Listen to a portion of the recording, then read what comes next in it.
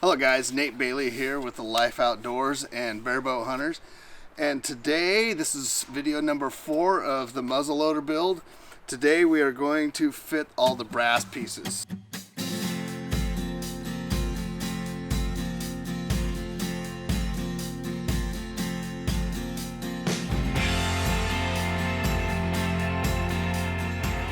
It's being a 5th generation Oregonian and having my ancestors come across on the Oregon Trail or before the Oregon Trail, being able to build a Hawken rifle has been really cool, because one of the things is they probably had the Hawken rifle.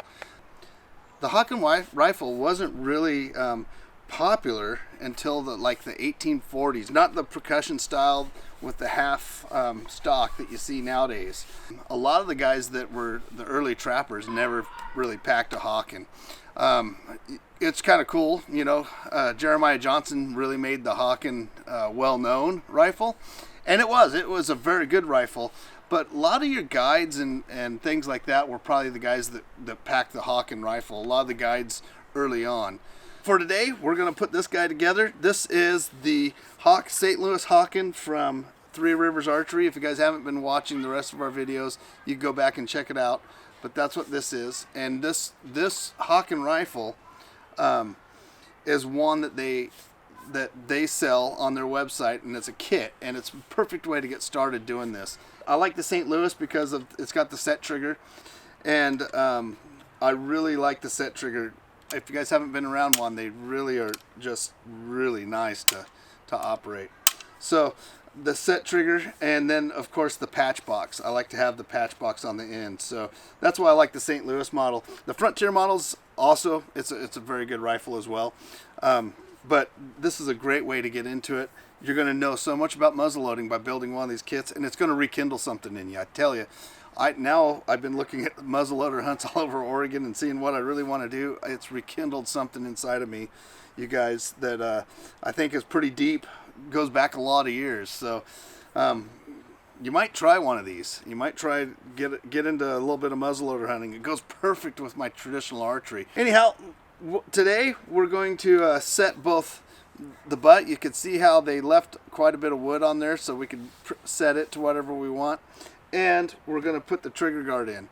Now the trigger guard is going to be the first thing. All right, so you can see the trigger guard in here. You can see where they got an inset and they have a step there. The front of your trigger guard is supposed to sit inside that front step, and then the back sits inside that step. I don't know if you guys can see it or not, but if you look, see where my finger is right there? Now, one of the things, the way that I'm going to set this up is I'm going to make sure that the back is inset into the stock, and then I'm going to cut part of the front out to match it, because we have a long shelf here that you won't see. But if I start cutting back here and then leave a gap, you're going to definitely see that. So it is a kit. These are made for this, so you have to you're going to have to do a little bit of work here. You're going to have to try to get this to match up.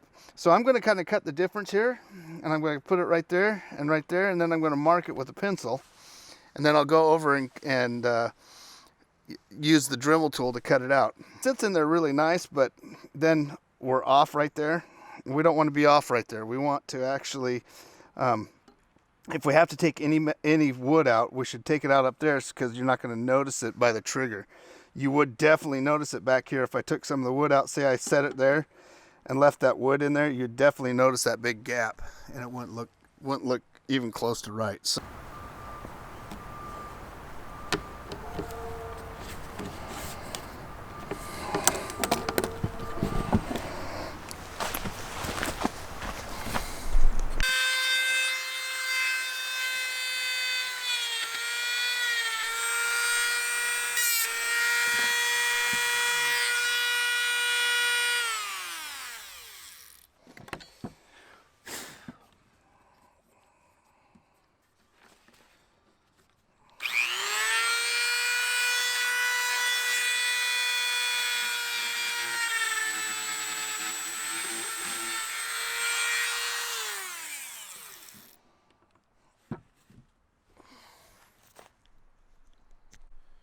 okay, so the sanding drum isn't getting right down to the bottom. So we're going to go ahead and put a new bit on here, and we'll run this bit all the way down. So here we go.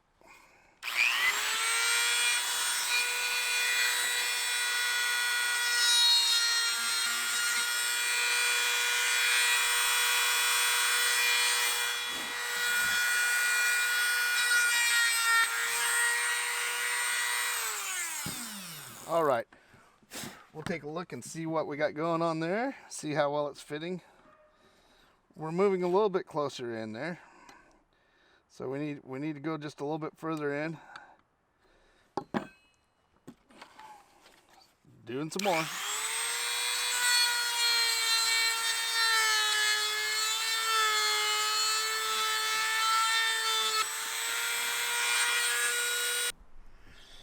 Okay, so we got the front fitted in. Now the back, and I'm going to have to sand some of that. But the back now I'm going to have to fit in as well. And I have to be really careful on the back here, so it goes in there really nice and clean. I'm probably going to sand a little bit on the brass here and try to get the brass to fit in. So we're going to sand off the edges of the brass. But you can see we're right over the top of it. So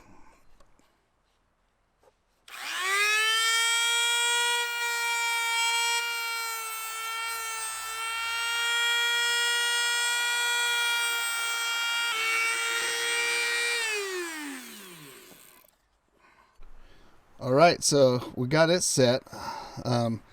The biggest thing is it's a little tight still in here, so I'll just work it in and out, and I'll let the wood wear around it. But I want that joint to be nice and tight. I want it to look really good. The front joint's not as important because it's around the trigger. I will have to make sure that we are flat there. Right in here. It's set pretty good. So the more that I mess with it and move it in and out, but see how pretty that is, how it's set in there. That's exactly what I was after. I want it to look really good back there.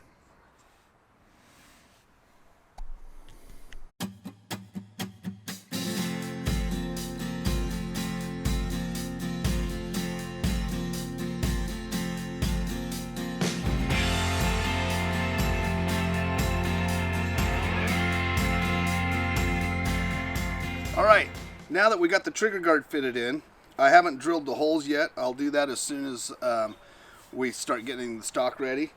The next thing that we're going to do is put the Ramrod guide on.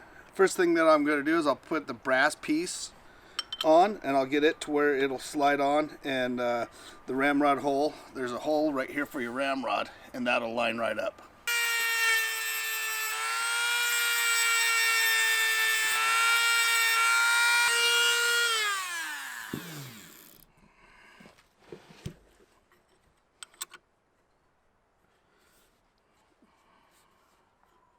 Okay, so this is a cast piece. So if you look inside there, you have to go through and clean all that out. Now, in the old days, they would have used a file to get that all cleaned out, but you know, I'm a little bit slower. This right at the bottom is holding us up, so I'm going to take this right at the bottom and take that out with the Dremel. But that's what's holding us up, is right there.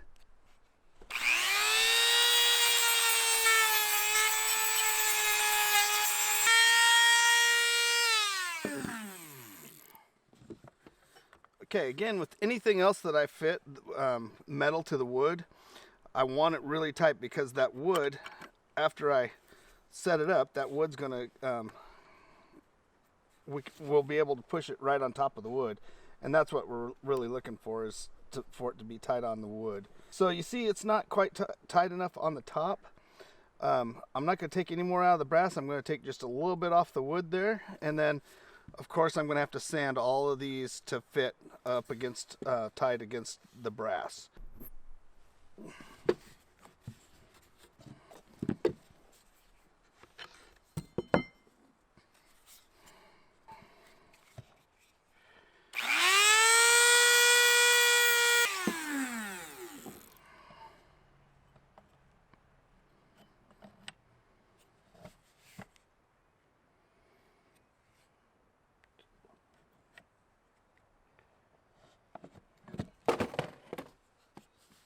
Okay, so I got it tight up against there, and to get it set so I could get everything tuned in, I'm going to put my 2 screws in so it stays there.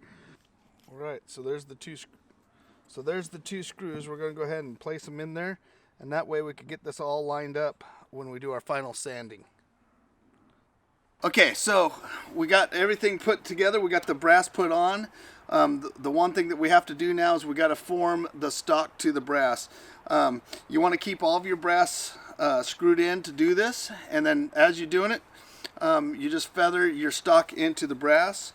One of the things here is you know, you want to make sure that before you get really close to the brass, that you start to get down to some fine sandpaper. Start out with your coarser stuff and then work your way down to the fine stuff.